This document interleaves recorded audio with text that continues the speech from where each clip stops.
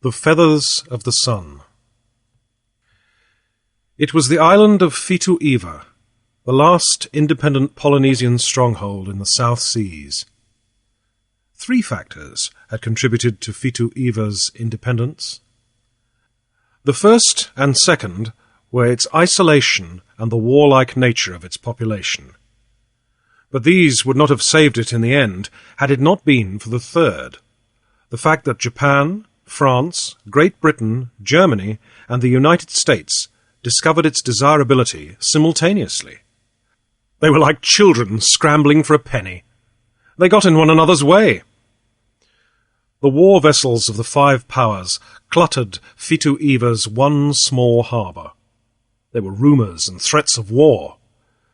Over its morning toast, all the world read columns about Fitu-Iva. As an American redneck epitomized it at the time, "They all got their feet in the trough at once." So it was that Fitu-Iva escaped even a joint protectorate, and King Tulifau, otherwise Tui Tulifau, continued to dispense high justice and law in the frame house palace built for him of California redwood by a Sydney trader. Not only was Tui Tulifau every inch a king, but he was every second a king. When he had ruled 58 years and 5 months, he was only 58 years and 3 months old. That is to say, he had ruled over 5 million seconds more than he had breathed, having been crowned 2 months before he was born.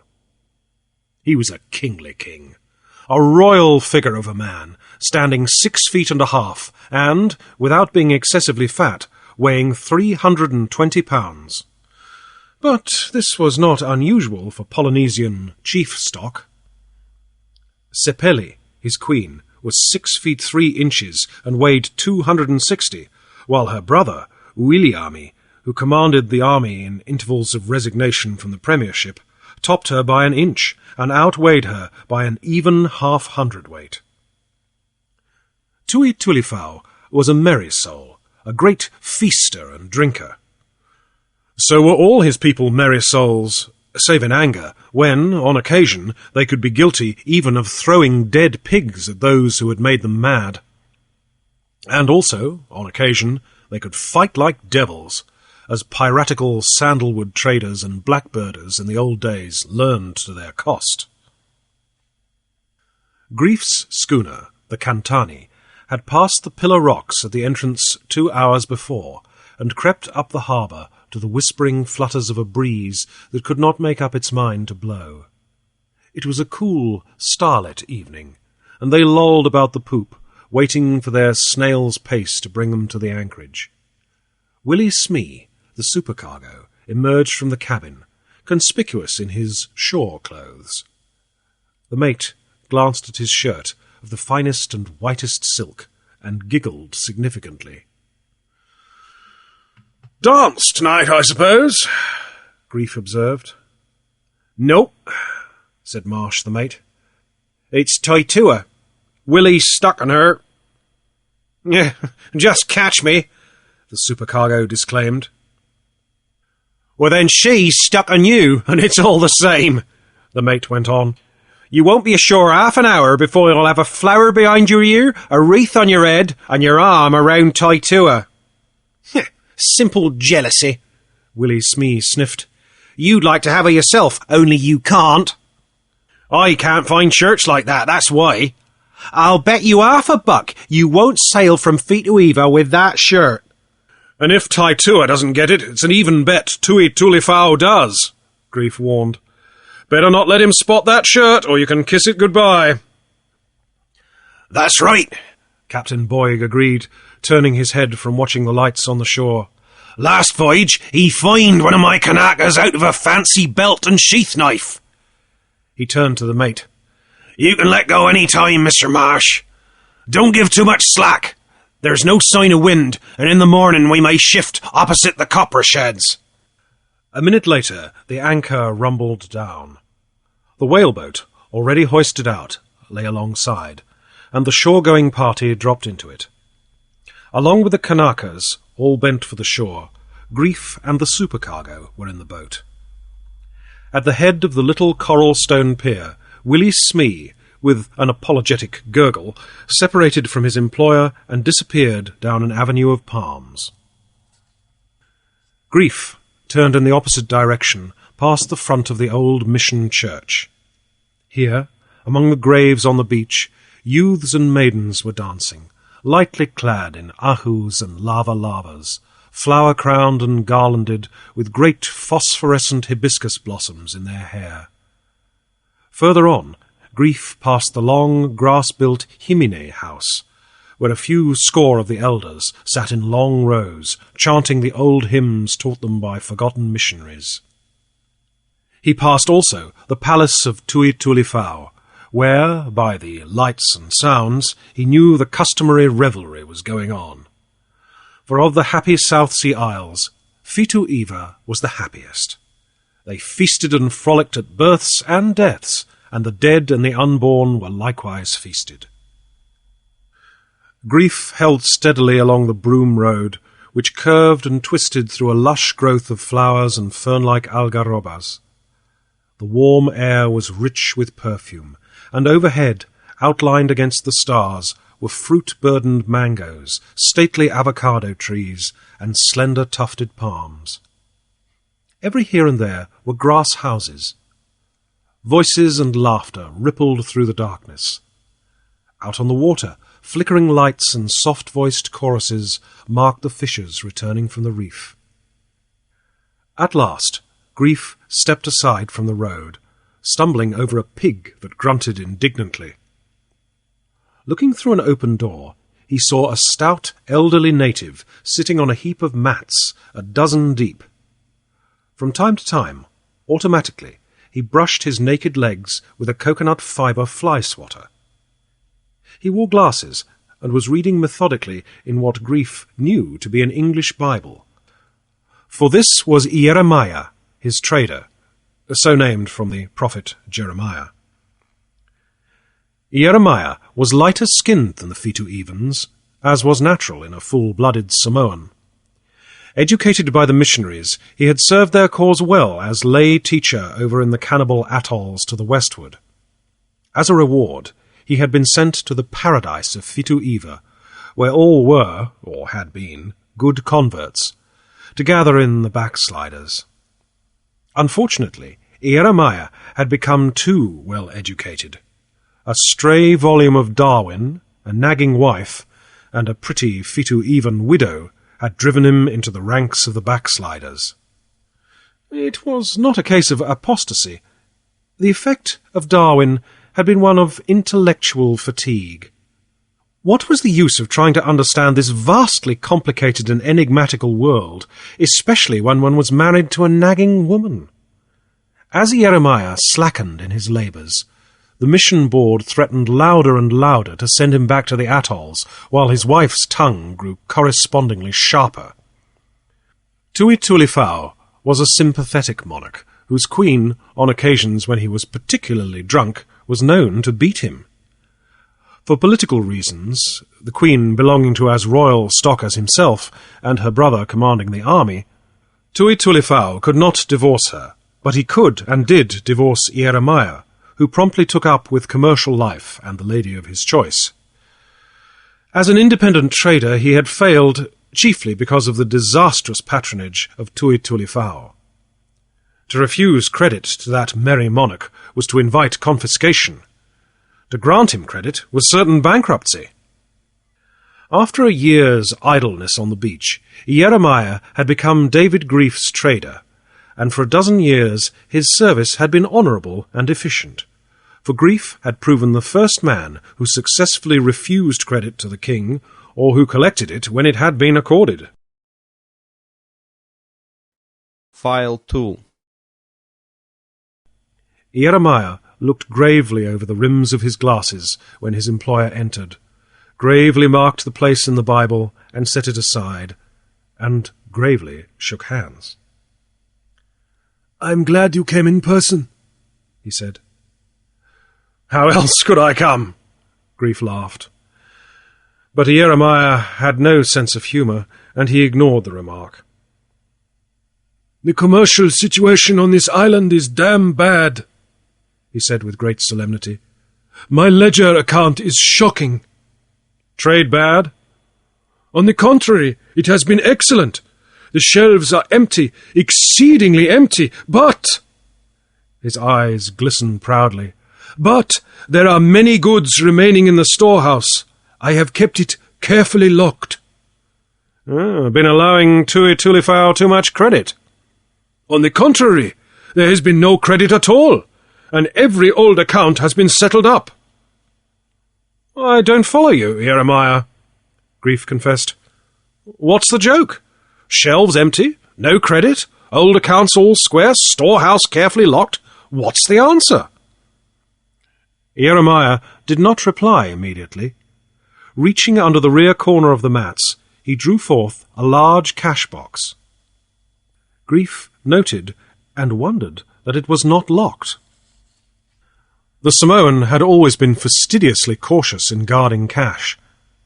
The box seemed filled with paper money. He skimmed off the top note and passed it over. "There is the answer."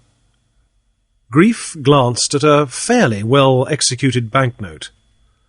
"The First Royal Bank of Fitu Eva will pay to bearer on demand $5 in silver," he read. In the centre was the smudged likeness of a native face. At the bottom was the signature of Tui Tulifau and the signature of Fulualea, with the printed information appended, "Chancellor of the Exchequer." "Who the deuce is Fulualea?" Grief demanded. "It's Fijian, isn't it?" "Just so. It means feathers of the sun. Thus does this base interloper caption himself. He has come up from Fiji to turn Fitu Eva upside down. That is, commercially." "Oh, one of those Levuka boys, I suppose." Jeremiah shook his head. "No, this low fellow is a white man and a scoundrel. He has taken a noble and high-sounding Fijian name and dragged it in the dirt to suit his nefarious purposes. He has made Tui Tulifau drunk. He has made him very drunk. He has kept him very drunk all the time. In return, he has been made Chancellor of the Exchequer and other things. He has issued this false paper and compelled the people to receive it. He has levied a store tax, a copra tax, and a tobacco tax. There are harbour dues and regulations and other taxes. But the people are not taxed, only the traders. When the copra tax was levied, I lowered the price I paid for copra accordingly. The people began to grumble, and Feathers of the Sun passed a new law, putting the old price back and forbidding any man to lower it. Me he fined $10 and 5 pigs, it being well known that I only possessed 5 pigs. You will find them entered in the ledger. Hawkins, who is trader for the Fulcrum Company, was fined first pigs, then gin, and because he continued to make loud conversation, the army came and burned his store. When I declined to sell my goods, Feathers of the Sun fined me once more and promised to burn the store if I again offended. So I sold all that was on the shelves, and there is the box full of worthless paper. I shall be chagrined if you would pay me my salary in this paper, but it would be just, no more than just. Now, what is to be done?" Grief shrugged his shoulders. "First, I must see this Feathers of the Sun and size up the situation." "Then you must see him soon," Jeremiah advised. "Else he will have an accumulation of many fines against you. Thus does he absorb all the coin of the realm. He has it all now, save what has been buried in the ground." On his way back along the Broom Road, under the lamps that marked the entrance to the palace grounds, Grief encountered a short, rotund gentleman in unstarched ducks, smooth-shaven and of florid complexion. Something about his tentative, saturated gait was familiar. Grief knew it on the instant. He had seen it before on the beaches of a dozen South Sea ports. "Of all men, Cornelius Deasy!" he cried. If it ain't Grief himself, you old devil, was the return greeting, and they shook hands. If you'll come on board, I've got some choice Irish whiskey, Grief invited. Cornelius threw back his shoulders and stiffened. Nothing doing, Mr. Grief. 'Tis Fulawalea I am now. No blarneying of old times for me. Also, and by the leave of His Gracious Majesty King Tulifau, 'tis Chancellor of the Exchequer I am, and Chief Justice I am, save in moments of royal sport, when the King himself chooses to toy with the wheels of justice. Grief whistled his amazement. So you're Feathers of the Sun? I prefer the native idiom, was the correction. Fulawalea, an it please ye. Not forgetting old times, Mr. Grief. It sorrows the heart of me to break you the news. You'll have to pay your legitimate import duties, same as any other trader with mind intent on robbing the gentle Polynesian savage on Coral Isles implanted. Where was I? I remember. You violated the regulations. With malice intent have you entered the port of Fituiva after sunset without sidelights burning. Don't interrupt. With my own eyes did I see you, for which offence you are fined the sum of $25. Have you any gin? Oh, 'tis a serious offence. Not likely are the lives of mariners of our commodious port to be risked for the saving of a penn'orth of oil. Did I ask, have you any gin? 'Tis the harbour master that asks. You've taken a lot on your shoulders, Grief grinned. 'Tis the white man's burden. These rapscallion traders have been putting it all over poor Tui Tulifau, the best-hearted old monarch that ever sat a South Sea throne and mopped grog-root from the imperial calabash. 'Tis I, Cornelius, Fulawalea, rather, that am here to see justice done. Much as I dislike doing of it, as harbour master 'tis my duty to find you guilty of breach of quarantine. Quarantine? 'Tis the ruling of the port, doctor. No intercourse with the shore till the ship is past. What dire calamity to the confiding native if chickenpox or whooping cough was aboard of you. Who is to protect the gentle, confiding Polynesian? I, Fulawalea, Feathers of the Sun, on my high mission. Who in hell is the port doctor? Grief queried. 'Tis me, Fulawalea. Oh, your offence is serious. Consider yourself fined 5 cases of first-quality Holland gin. Grief laughed heartily. We'll compromise, Cornelius. Come aboard and have a drink. Feathers of the Sun waved the offer aside grandly. 'Tis bribery. I'll have none of it. Me faithful to my salt. And wherefore did you not present your ship's papers? As chief of the custom house, you are fined $25 and 2 more cases of gin. Now look here, Cornelius. A joke's a joke, but this one has gone far enough. This is not Levuka. I've half a mind to pull your nose for me. You can't buck me. Feathers of the Sun retreated unsteadily and in alarm. Lay no violence on me, he threatened. You're right, this is not Levuka, and by the same token, with Tui Tulifau and the Royal Army behind you, buck you is just the thing I can and will. Y'all pay them fines promptly, or I'll confiscate your vessel. You're not the first. What does that pearl buyer Peter G. do but slip into harbour, violating all regulations and making rough house for the matter of a few paltry fines? No, he wouldn't pay him, and he's on the beach now thinking it over. You don't mean to say? Sure and I do. In the high exercise of office, I seized his schooner. 1/5 of the loyal army is now in charge on board of her. She'll be sold this week. Some 10 tons of shell in the hold, and I'm wondering if I can trade it to you for gin. Oh, I can promise you a rare bargain. How much gin did you say you had? Still more gin, eh? And why not? 'Tis a royal souse, is Tui Tulifau. Surely it keeps my wits working overtime to supply him. He's that amazing liberal with it. The whole gang of hanger-on chiefs is perpetually loaded to the gills. It's disgraceful. Are you going to pay them fines, Mr. Grief, or is it to harsher measures I'll be forced? Grief turned impatiently on his heel. "Cornelius, you're drunk.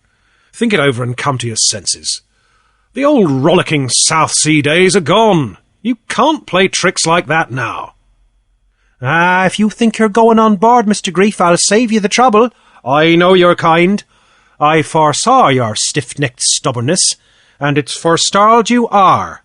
'Tis on the beach you'll find your crew. The vessel's seized." Grief turned back on him, still in the half-belief that he was joking. Fulualea again retreated in alarm.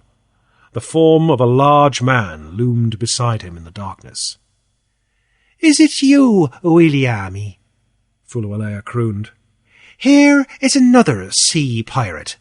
Stand by me with the strength of thy arm, O Herculean brother." "Greeting, Williamie," Grief said. "Since when has Fituiva come to be run by a Levuka beachcomber? He says my schooner has been seized. Is this true?" "It is true," Williamie boomed from his deep chest. "Have you any more silk shirts like Willie Smees? Tui Tulifao would like such a shirt. He has heard of it." "Ah, 'tis all the same," Fulualea interrupted. "Shirts or schooners, the king shall have them." "Rather high-handed, Cornelius," Grief murmured. "It's rank piracy. You seized my vessel without giving me a chance." "A chance, is it? As we stood here, not 2 minutes gone, didn't you refuse to pay your fines?" "But she was already seized." "Sure, and why not? Didn't I know you'd refuse? 'Tis all fair and no injustice done. Justice, the bright particular star at whose shining altar Cornelius Daisy, or Fulualea, 'tis the same thing, ever worships. Get thee gone, Mr. Trader, or I'll set the palace guards on you." "Williamie, 'tis a desperate character, this trader man. Call the guards." Williamie blew the whistle suspended on his broad bare chest by a cord of coconut fibre. Grief reached out an angry hand for Cornelius, who stumbled into safety behind Williamie's massive bulk.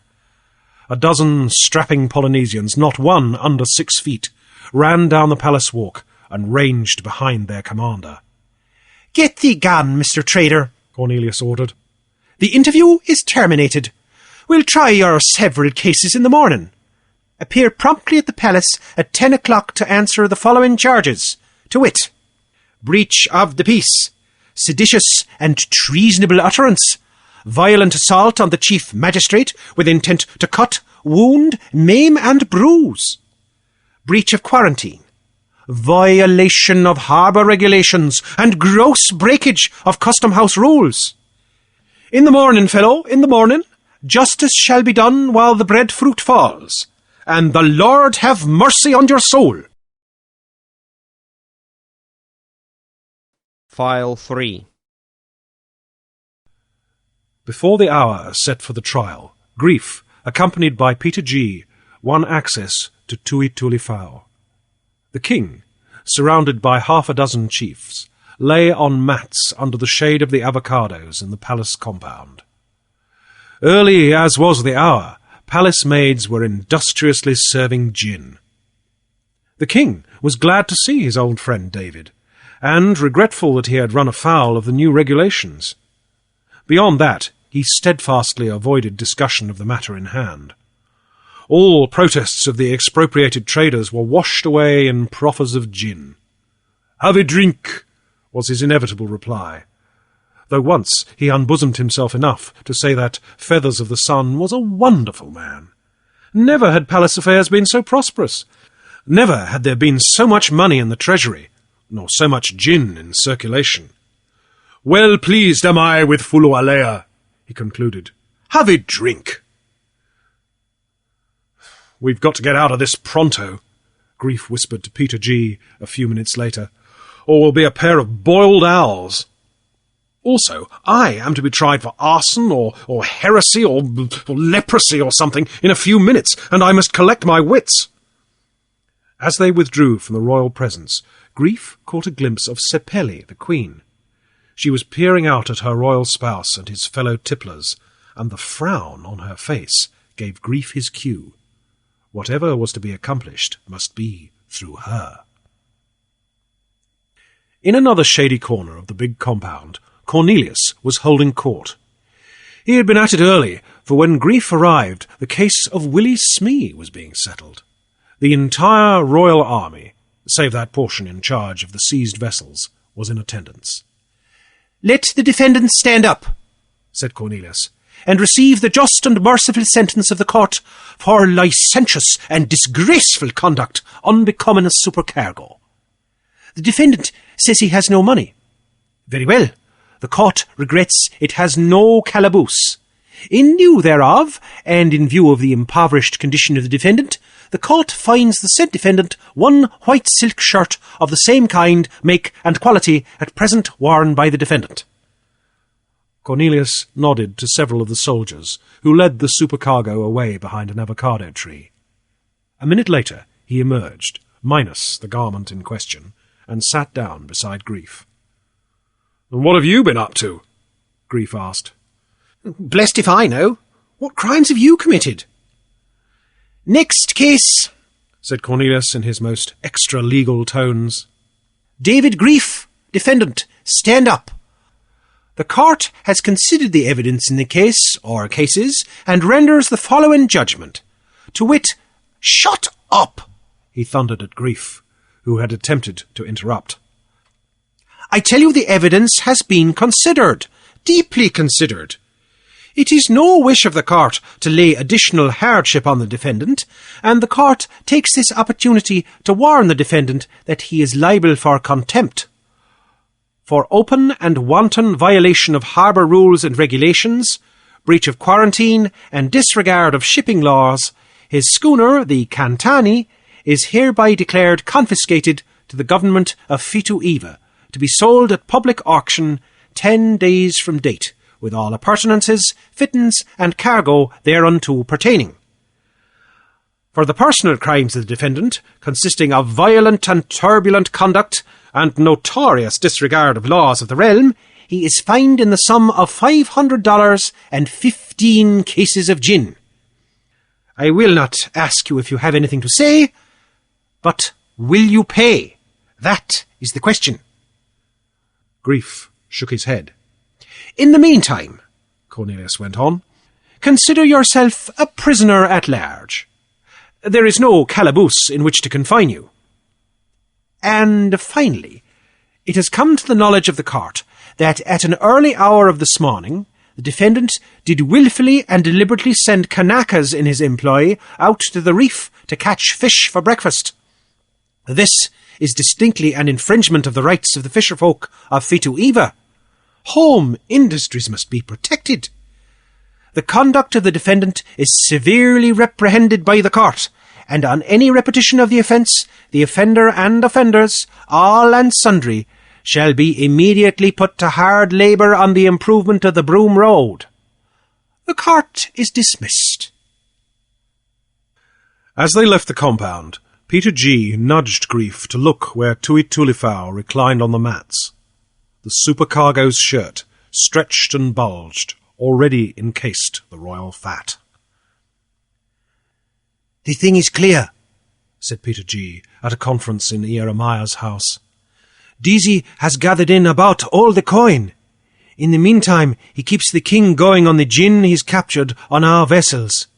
As soon as he can manoeuvre it, he'll take the cash and skin out on your craft or mine." "He's a low fellow," Ieremiah declared, pausing in the polishing of his spectacles. "He is a scoundrel and a blackguard. He should be struck by a dead pig. By a particularly dead pig." "The very thing," said Grief. "He shall be struck by a dead pig. Ieremiah, I should not be surprised if you were the man to strike him with a dead pig. Be sure and select a particularly dead one. Tui Tulifau is down at the boathouse broaching a case of my Scotch. I'm going up to the palace to work kitchen politics with the Queen. In the meantime, you get a few things on your shelves from the storeroom. I'll lend you some, Hawkins. And you, Peter, tell the German store. Start in, all of you, selling for paper. Remember, I'll back the losses. If I'm not mistaken, in 3 days we'll have a national council, or a revolution. You, Jeremiah, start messengers around the island to the fishers and farmers everywhere, even to the mountain goat hunters. Tell them to assemble at the palace 3 days from now. But the soldiers, Jeremiah objected. I'll take care of them. They haven't been paid for 2 months. Besides, Williami is the Queen's brother. Don't have too much on your shelves at a time. As soon as the soldiers show up with the papers, stop selling. Then they will burn the stores, said Jeremiah. Let them. King Tulifar will pay for it if they do. Will he pay for my shirt? Willie Smee demanded. That is a purely personal and private matter between you and Tuit Tulifar, Grief answered. It's beginning to split up the back, the supercargo lamented. I noticed that much this morning, when he hadn't had it on 10 minutes. It cost me $7. I only wore it once. Where shall I get a dead pig? Jeremiah asked. Well, kill one, of course, said Grief. Kill a small one. A small one is worth $2.50. Well, then enter it in your ledger under operating expenses. Grief paused a moment. If you want it particularly dead, it would be well to kill it at once. You have spoken well, David, said Queen Sepeli. This fool Alea has brought a madness with him, and Tuit Tulifau is drowned in gin. If he does not grant the big council, I shall give him a beating. He is easy to beat when he is in drink. She doubled up her fist, and such were her Amazonian proportions and the determination in her face that Grief knew the council would be called.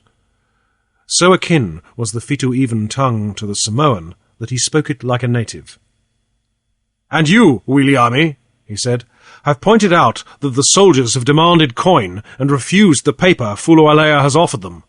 Tell them to take the paper and see that they be paid tomorrow. Why trouble? Williami objected. The king remains happily drunk.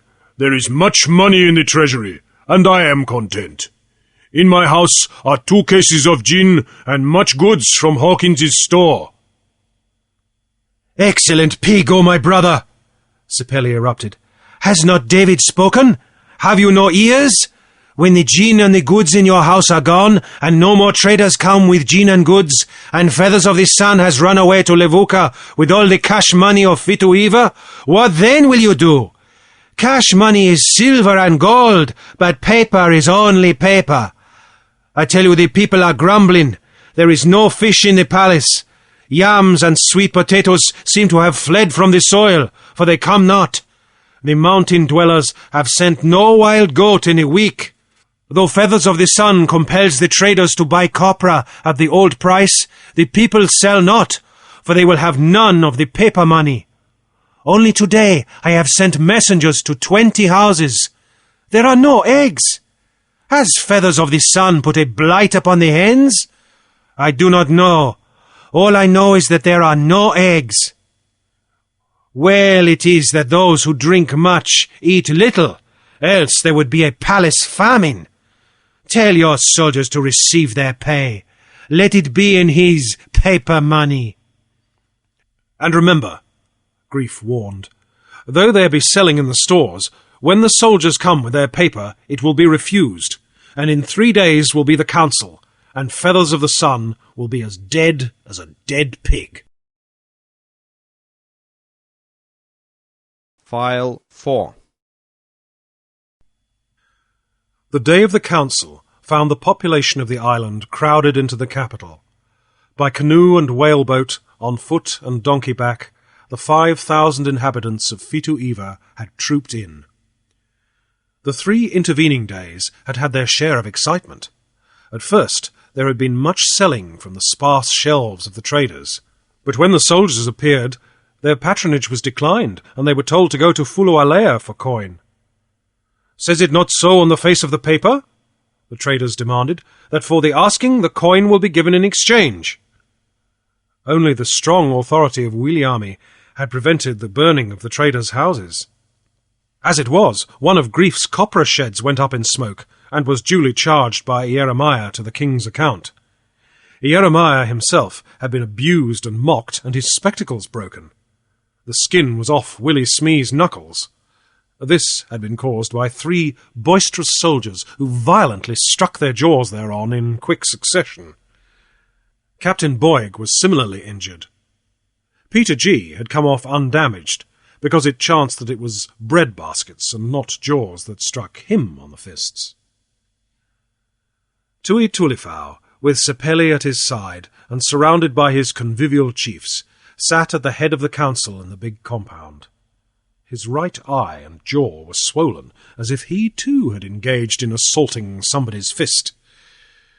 It was palace gossip that morning that Queen Sepeli had administered a conjugal beating. At any rate, her spouse was sober, and his fat bulged spiritlessly through the rips in Willie Smee's silk shirt. His thirst was prodigious, and he was continually served with young drinking nuts. Outside the compound, held back by the army, was the mass of the common people. Only the lesser chiefs, village maids, village beaux, and talking men, with their staffs of office, were permitted inside. Cornelius Deasy, as befitted a high and favoured official, sat near to the right hand of the king. On the left of the queen, opposite Cornelius, and surrounded by the white traders he was to represent, sat Jeremiah. Bereft of his spectacles, he peered short-sightedly across at the Chancellor of the Exchequer. In turn, the talking man of the windward coast, the talking man of the leeward coast, and the talking man of the mountain villages, each backed by his group of lesser talking men and chiefs, arose and made oration. What they said was much the same. They grumbled about the paper money. Affairs were not prosperous. No more copra was being smoked. The people were suspicious. To such a pass had things come that all people wanted to pay their debts, and no one wanted to be paid. Creditors made a practice of running away from debtors. Money was cheap. Prices were going up, and commodities were getting scarce. It cost 3 times the ordinary price to buy a fowl, and then it was tough and likely to die of old age if not immediately killed. The outlook was gloomy. There were signs and omens. There was a plague of rats in some districts. The crops were bad. The custard apples were small. The best-bearing avocado on the windward coast had mysteriously shed all its leaves. The taste had gone from the mangoes. The plantains were eaten by a worm. The fish had forsaken the ocean, and vast numbers of tiger sharks had appeared. The wild goats had fled to inaccessible summits. The poi in the poi pits had turned bitter. There were rumblings in the mountains, night-walking of spirits. A woman of Punta Puna had been struck speechless, and a 5-legged she-goat had been born in the village of Eho. And that all was due to the strange money of Fulualea was the firm conviction of the elders in the village councils assembled. Williami spoke for the army. His men were discontented and mutinous. Though by royal decree the traders were bidden accept the money, yet did they refuse it. He would not say, but it looked as if the strange money of Fulualea had something to do with it. Jeremiah, as talking man of the traders, next spoke. When he arose, it was noticed that he stood with legs spraddled over a large grass basket. He dwelt upon the cloth of the traders, its variety and beauty and durability, which so exceeded the fitu-even wet-pounded tapa, fragile and coarse. No one wore tapa any more. Yet all had worn tapa, and nothing but tapa, before the traders came. There was the mosquito netting, sold for a song that the cleverest fitu-even net weaver could not duplicate in 1,000 years. He enlarged on the incomparable virtues of rifles, axes, and steel fishhooks, down through needles, thread, and fish lines, to white flour and kerosene. He expounded at length, with firstlies and secondlies and all minor subdivisions of argument, on organization, order, and civilization. He contended that the trader was the bearer of civilization, and that the trader must be protected in his trade, else he could not come. Over to the westward were islands which would not protect the traders. What was the result? The traders would not come, and the people were like wild animals. They wore no clothes, no silk shirts. Here he peered and blinked significantly at the king. And they ate one another. The queer paper of feathers of the sun was not money. The traders knew what money was. They would not receive it. If Fitu Eva persisted in trying to make them receive it, they would go away and never come back. And then the Fitu Evans, who had forgotten how to make tapa, would run around naked and eat one another. Much more, he said, taking a solid hour, and always coming back to what their dire condition would be when the traders came no more. And in that day, he concluded, how will the Fitu Evan be known in the great world? Kai Kanak, men will call him. Manita, Kai Kanak.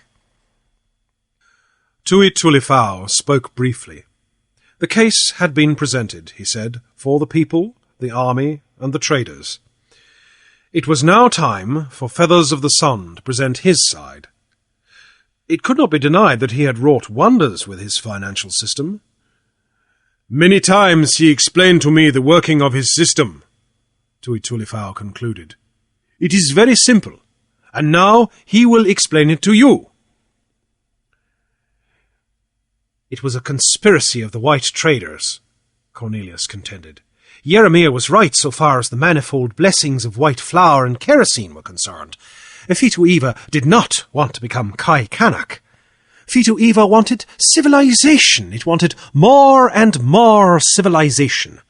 Now that was the very point, and they must follow him closely. Paper money was an earmark of higher civilization. That was why he, Feathers of the Sun, had introduced it. And that was why the traders opposed it. They did not want to see Fitu Eva civilized. Why did they come across the far ocean stretches with their goods to Fitu Eva? He, Feathers of the Sun, would tell the traders why, to their faces, in grand council assembled. In their own countries, men were too civilized to let the traders make the immense profits that they made out of the Fitu Evans. If the Fitu Evans became properly civilized, the trade of the traders would be gone. In that day, every Fitu Evan could become a trader if he pleased. That was why the white traders fought the system of paper money that he, Feathers of the Sun, had brought. Why was he called Feathers of the Sun? Because he was the light-bringer from the world beyond the sky. The paper money was the light. The robbing white traders could not flourish in the light. Therefore they fought the light. He would prove it to the good people of Fitu Eva, and he would prove it out of the mouths of his enemies. It was a well-known fact that all highly civilized countries had paper money systems. He would ask Jeremiah if this was not so. Jeremiah did not answer. You see, Cornelius went on, he makes no answer. He cannot deny what is true. England, France, Germany, America, all the great Papalangi countries have the paper money system. It works. From century to century, it works. I challenge you, Jeremiah, as an honest man, as one who was once a zealous worker in the Lord's vineyard. I challenge you to deny that in the great Papalangi countries the system works. Jeremiah could not deny, and his fingers played nervously with the fastening of the basket on his knees. You see, it is as I have said, Cornelius continued. Jeremiah agrees that it is so. Therefore I ask you, all good people of Fitu Eva, if a system is good for the Papalangi countries, why is it not good for Fitu Eva? It is not the same, Jeremiah cried. The paper of Feathers of the Sun is different from the paper of the great countries. That Cornelius had been prepared for this was evident. He held up a Fitu Evan note that was recognized by all. What is that? he demanded. Paper! Mere paper! Was Jeremiah's reply. And that? This time, Cornelius held up a United States dollar bill. It is the paper money of the Americans, he explained to the council, at the same time extending it for Jeremiah to examine. Is it not true, Jeremiah, that it is paper money of the Americans? Jeremiah nodded reluctantly. You have said that the paper money of Fitu Eva was paper. Now how about this of the Americans? What is it? You must answer like a true man. I'll wait for your answer, Jeremiah. It is... The puzzled Jeremiah began, then spluttered helplessly. Paper! Mere paper! Cornelius concluded for him, imitating his halting utterance. Conviction sat on the faces of all. The king clapped his hands admiringly and murmured, "It is most clear, very clear." You see, he himself acknowledges it. Assured triumph was in Deasy's voice and bearing. He knows of no difference. There is no difference. 'Tis the very image of money. 'Tis money itself. In the meantime, grief was whispering in Jeremiah's ear, who nodded and again began to speak. But it is well known to all the Papalangi that the United States government will pay coin money for the paper. Deasy's victory was now absolute. He held aloft a Fitu Even note. Is it not written on this paper as well? Again, grief whispered.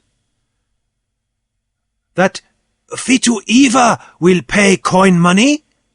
Asked Jeremiah. It is so written? A third time, grief prompted. On demand? Asked Jeremiah. On demand, Cornelius assured him. Then I demand coin money now, said Jeremiah, drawing a small package of notes from the pouch at his girdle. Cornelius scanned the package with a quick, estimating eye. Very well, he agreed. I shall give you coin money now. How much? And we will see the system work, the king proclaimed, partaking in his chancellor's triumph. You have heard! He will give coin money now! Jeremiah cried in a loud voice to the assemblage. At the same time, he plunged both hands in the basket and drew forth many packages of Fitu Even notes, and it was noticed that a peculiar odour was adrift about the council. I have here, Jeremiah announced, $5,143.10. Here is a sack to put the coin money in. Cornelius recoiled. He had not expected such a sum, and everywhere about the council his uneasy eyes showed him chiefs and talking men drawing out bundles of notes. The army, its 2 months' pay in its hand, pressed forward to the edge of the council, while behind it the populace, with more money, invaded the compound. "'Tis a run on the bank you've precipitated," he said reproachfully to grief. Here is the sack to put the coin money in, Jeremiah urged. It must be postponed, Cornelius said desperately. "'Tis not in banking hours." Jeremiah flourished a package of money. Nothing of banking hours is written here. It says on demand, and I now demand.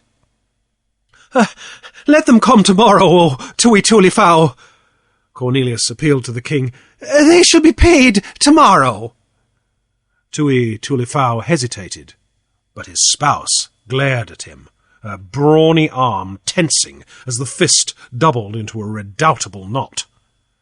Tui Tulifau tried to look away, but failed.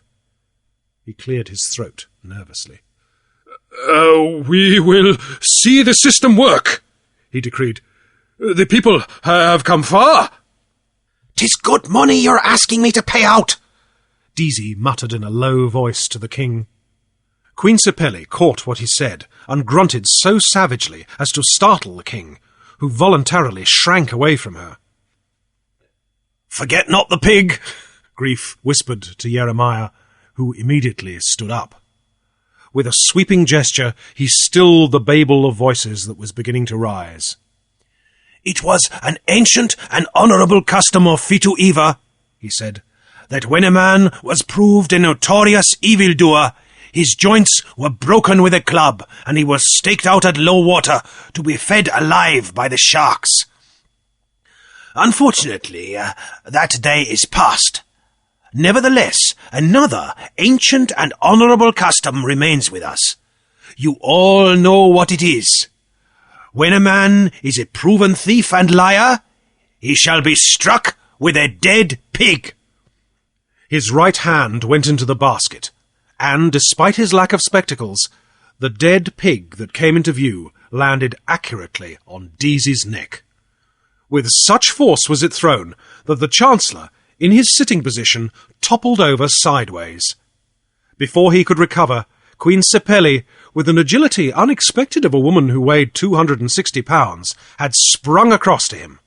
One hand clutched his shirt collar, the other hand brandished the pig, and amid the vast uproar of a delighted kingdom, she royally swatted him. There remained nothing for Tui Tulifau but to put a good face on his favourite's disgrace, and his mountainous fat lay back on the mats and shook in a gale of gargantuan laughter. When Queen Sepeli dropped both pig and chancellor, a talking man from the windward coast picked up the carcass. Cornelius was on his feet and running when the pig caught him on the legs and tripped him. The people and the army, with shouts and laughter, joined in the sport. Twist and dodge as he would, everywhere the ex-Chancellor of the Exchequer was met and overtaken by the flying pig. He scuttled like a frightened rabbit in and out among the avocados and palms. No hand was laid upon him, and his tormentors made way before him. But ever pursued, and ever the pig flew as fast as hands could pick it up. As the chase died away down the Broom Road, Grief led the traders to the royal treasury, and the day was well over ere the last Fitu-even banknote had been redeemed with coin. File 5. Through the mellow cool of twilight, a man paddled out from a clump of jungle to David Grief's schooner, the Cantani. It was a leaky and abandoned dugout, and he paddled slowly, desisting from time to time in order to bail. The Kanaka sailors giggled gleefully as he came alongside and painfully drew himself over the rail. He was bedraggled and filthy, and seemed half dazed. "Could I speak a word with you, Mr. Grief?" he asked, sadly and humble. Sit to leeward and farther away," Grief answered. "A little farther away? Yes, that's better." Cornelius sat down on the rail and held his head in both his hands. "'Tis right," he said. "I'm as fragrant as a recent battlefield. My head aches to bursting. My neck is fair broken. The teeth are loose in my jaws. There's a nest of hornets buzzing in my ears. My medulla oblongata is dislocated. I've been through earthquake and pestilence, and the heavens have rained pigs. Oh!" He paused with a sigh that ended in a groan. "'Tis a vision of terrible death, one that poets never dreamed. Oh, to be eaten by rats, or boiled in oil, or pulled apart by wild horses, that would be unpleasant. But to be beaten to death with a dead pig!" He shuddered at the awfulness of it. "Oh, sure it transcends the human imagination." Captain Boyg sniffed audibly, moved his canvas chair farther to the windward, and sat down again. "I hear you're running over to Yap, Mr. Grief," Cornelius went on. "And 2 things I'm wanting to beg of you. A passage, and a nip of that whiskey I refused the night you landed." Grief clapped his hands for the native steward and ordered soap and towels. "Go forward, Cornelius, and take a scrub first," he said. "The steward will bring you a pair of dungarees and a shirt. And, by the way, before you go, how was it we found more coin in the treasury than paper you had issued?" "'Twas the stake of my own I'd brought with me for the adventure." "We've decided to charge the demurrage and other expenses and loss to Tuit Tulifau," Grief said. "So the balance we found will be turned over to you. But $2.50 must be deducted." "For what?" "Do you think dead pigs grow on trees? The sum of $2.50 for that pig is entered in the accounts." Cornelius bowed his assent with a shudder. "Sure, it's grateful I am it wasn't a $3.75 pig, or a $5 one." The end.